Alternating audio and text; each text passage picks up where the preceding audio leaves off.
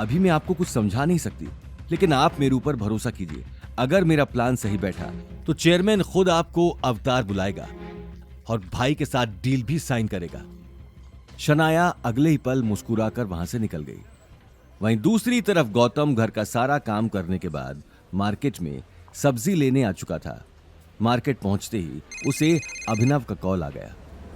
उसने अगले ही पल कार साइड में खड़ी कर दी और कॉल उठा लिया।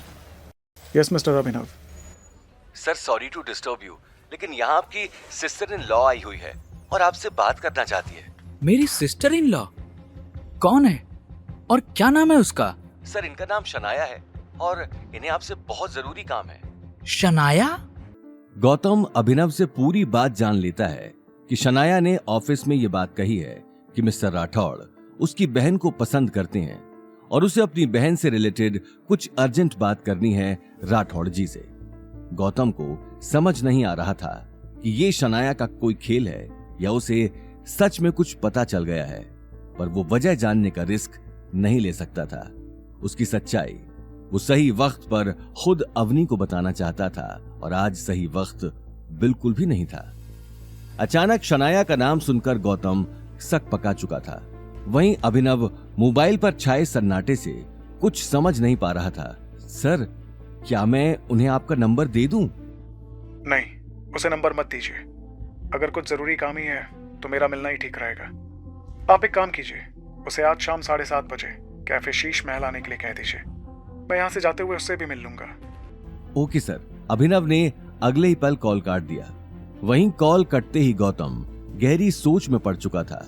उसे कहीं ना कहीं अपनी सच्चाई सभी के सामने आ जाने का डर था।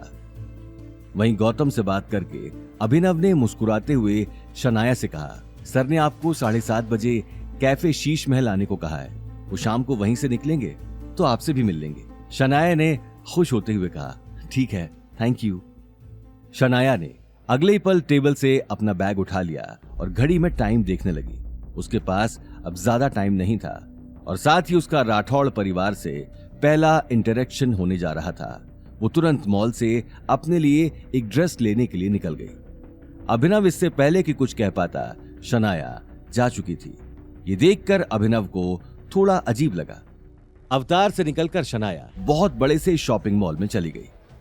शनाया मन ही मन बोली, दादी सा कोई गुड न्यूज बाद में ही दूंगी, पहले मैं तो देख लूं आखिर ये है कौन जो पूरी दुनिया को छोड़कर अवनी जैसी लड़की को दिल दे बैठा है और झट से मुझसे मिलने के लिए भी तैयार हो गया है, ये जानकर मैं उसकी सिस्टर इन लॉ हूं। ये बात सोचते हुए शनाया ने शॉपिंग मॉल से एक बहुत महंगी ड्रेस ले ली।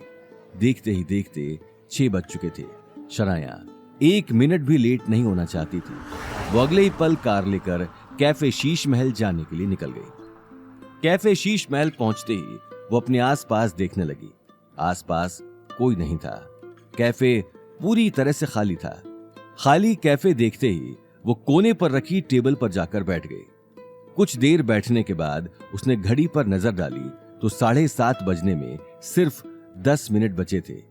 ये देखकर वो अपने बाल ठीक करने लगी और कैफे के गेट को देखने लगी। जैसे जैसे टाइम निकलता जा रहा था उसके दिल की धड़कनें तेज होती जा रही थी। बाल ठीक करते ही उसे दरवाजा खुलने की आवाज सुनाई दी। उसने घड़ी में देखा 7:30 बज चुके थे। उसकी आंखों में गहरी चमक साफ दिखाई दे रही थी। वो अगले ही पल मुस्कुराते हुए चेयर से उठकर खड़ी हो गई, लेकिन गेट खुलते ही उसे पीठ किए हुआ एक आदमी दिखाई दिया जो चारों तरफ से कैफे को देख रहा था। शनाया ये देखते ही उसके पास चली गई और उस शख्स के कंधे पर हाथ रख दिया, लेकिन उस आदमी की शक्ल देखते ही उसके पैरों तले जमीन खिसक गई।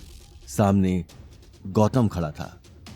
शनाया अपने आप से चौंक कर बोली, क्या गौतम राठौड़ परिवार से?